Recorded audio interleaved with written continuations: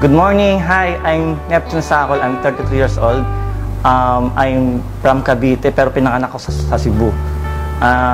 Former OFW ako from Kuwait. Nasa fast food po ako. Ang aming pangalang kumpanya is Americana Company, which is nag-work ako sa Hardee's, and then nag-local hair ako doon sa The Athletes Food. Salesman po. Ang buhay ng isang OFW, for my experience, sobrang hirap una-una.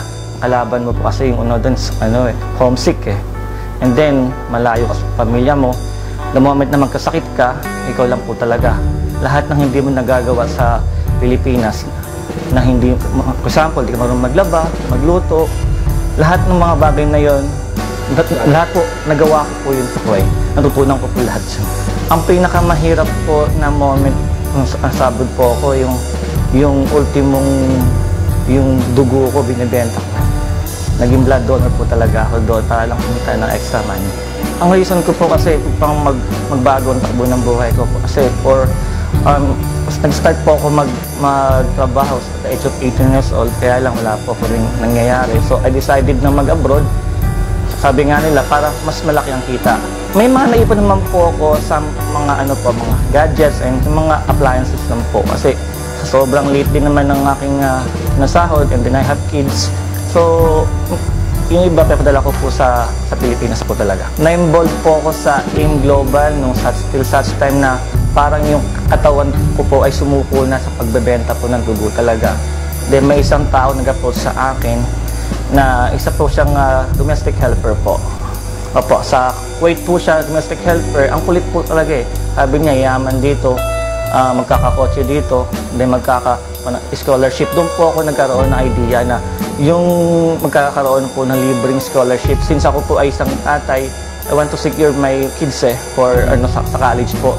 Sinimulan ko po ang negosyo sa Kuwait nung natutunan ko po siya through YouTube. After 7 months ko po siyang na-aral bago po kumita ng 500 pesos for 7 months. Sabi ko nga dati, talaga bang payaman? For 7 months, kumita ako ng 500 pesos lang. So isip ko, muntik na nga ako mag-quit kasi 7 months, 500. Nung nagsisimula po ako, so it is super dami talaga ng rejection, mga nanlait sa akin. One time, ang aking naalala, tinawag pa akong manggagancho. Sobrang sakit kasi sa dami ng mga tatawagan ng ganun, ako pa yung naisipan niya, kaibigan ko pa yun, kasamahan ko pa sa van. Pero ngayon, member ko na siya. Nung umuwi po ako sa Pilipinas, dito sa Pilipinas, akala ko nga madali. Pero kung sino pa yung mga kamag-anak ko, yung pa yung magda-down sa'yo, lalo na po yung nanay ko, ayaw maniwala. Sabi sa, ayoko niya. Mga kaibigan ko po, wala pong naniwala sa akin, nasabi sa akin, mauna ka na. May mga time po na gusto ko nang tumigil, as in hindi mo mabibilang kung kailan po talagang gusto mag-quit po talaga. Halos lagi ko pong, minsan pagka gusto ko na mag-quit, kinakusap ko po kayo para ma-motivate po palagi ako. And especially po, yung aking mentor, si Upline Welday po. Ang nagawa po sa akin ng AIM Global yung to think big, na umalis po sa comfort zone, na umalis po sa pagiging empleyado. Dati po, ang pakiramdam po sa pag-commute, super pangit, ang hirap pati. And then, naarawan ka, naulanan ka, nagpapawisan ka, kahit puno na, sasabit ka pa.